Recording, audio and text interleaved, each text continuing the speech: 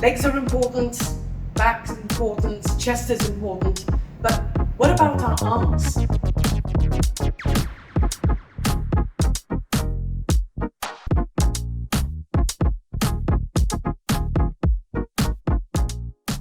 Hi ladies.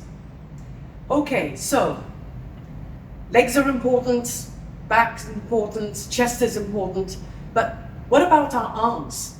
So today I'm going to talk about the technique required for doing your front arm, which is the biceps.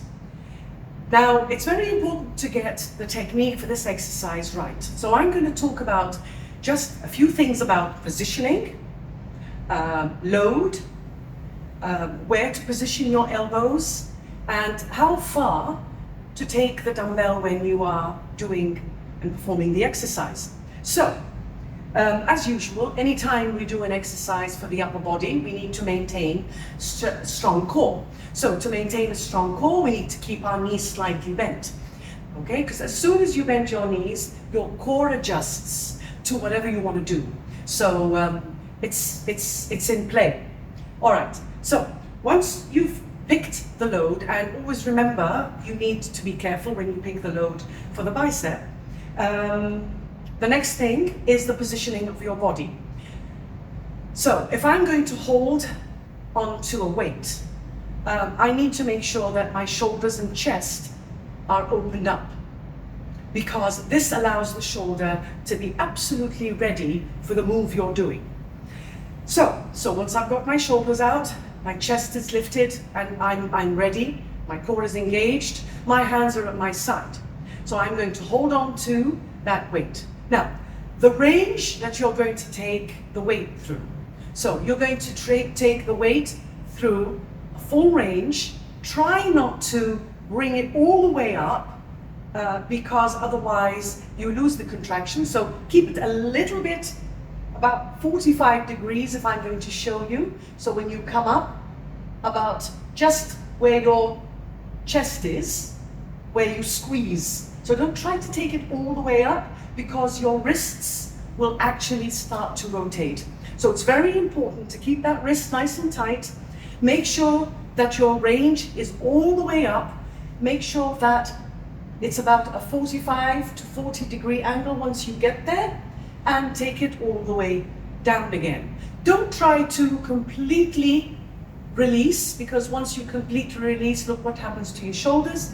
So keep your shoulders up and a nice little slight bend on the way down. I always try to instruct my girls to take the dumbbells to the side of the thigh. So don't try to finish it, try to bring it down and bring it all the way up again. Another thing I'd like to remind you of is where your elbows are. What happens with a lot of people is that their elbows go too far back, and it affects the move. The second thing is that their elbows tend to just fixate at the waist. So what happens? Again, the shoulders are affected. So keep your elbows a little bit away from your body, not too much, just a little bit, so that you can successfully perform the bicep curl. So those are a few things you need to look for when you are performing the bicep curl. I'm just going to go through the move, give you just a feel of what it should look like. I'm going to stand sideways.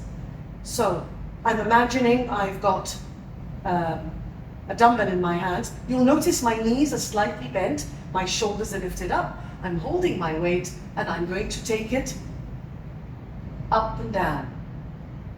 You'll notice my elbows are fixated at my side. I'm going to turn so that you see the distance. So I'm not.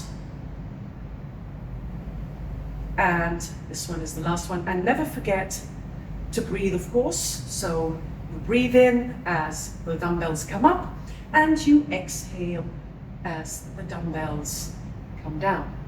So I hope you enjoyed this instructional video, and I would love to see you once we get into all the variations of a bicep curl.